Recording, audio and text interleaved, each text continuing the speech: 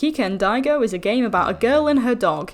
The plot being to try and find your grandpa, except I only managed to figure that out by the time the game finished. I saw the split screen on the Steam page and figured it would be a multiplayer, but it assured me you could play it single player as well, so I gave it a try. You can play it single player, it's not wrong, but to do that, you have to do that thing that I ripped in my Bon Voyage review where you have both a mouse and a controller plugged in at the same time. For so long I have never seen a game that needs you to do that, and then I played 2 in a matter of weeks. I suppose expecting different controls for single player compared to multiplayer may have been a bit much, but it did make the game pretty awkward to play for one person. It wasn't as bad as it could have been, in all honesty, and it took some getting used to. There was one particular bit where you had to use both Kika and Daigo to push the same object at the same time, which meant I had to press the X and W keys on my keyboard and also have the joystick up and hold X on the controller at the same time. If my gameplay looks slow or jolty to you, that's probably because I'm shifting between controller and mouse. Mostly you only need one character at a time and you can just move them bit by bit.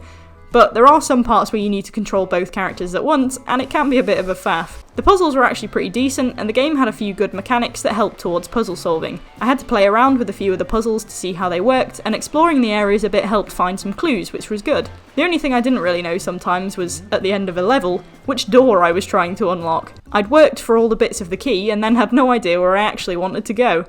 But it wasn't too hard to figure out after trying a few doors. The art isn't anything too spectacular, sort of part blocky character models with simplistic animations, but a lot of bright colours. There was a lot of clipping between player and environment, some of the palettes and even Daigo you could just walk straight through. But I think I might know why that is. This game's biggest problem is the camera. Camera control, camera angle, it's just really hard to get a grip of. With Kika, I was using a mouse, but my mouse wasn't limited to her side of the screen, it would use the full width. So I had to move my mouse quite far to get Kika to turn any degree, and then it would be over on Daigo's side and I'd lose it. Sometimes if I re-centered it, I'd just be slamming my mouse into the left side of the screen and Kika would have turned about 2 degrees. It wasn't too bad for Daigo since I had the controller for him. Also, the camera seems to be locked central to the player models, meaning I was staring at Kika's lower back for most of it. For some reason as well, you can't really look up.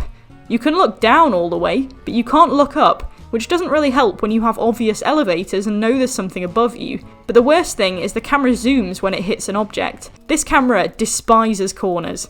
If you end up in a space with a lot of objects in it, like the office, the camera will bounce off them all if you turn its back to them, and you end up madly zooming in and out of your character. Because it's locked central to the characters, it's sort of inconvenient to try and go for a top-down view to avoid this bumping. Plus, there's no space for the camera to stretch out. Mix that with the awkward turning view, and it can make for a rough experience in some areas that makes some of the puzzles harder than they should be. I also had an issue where all my cutscenes were jolty as hell. The audio stuttering and the images loading in bursts. It didn't help me grasp the story very well, but nevertheless, the game explained itself quite well through the hints in the first level, and I could at least play it.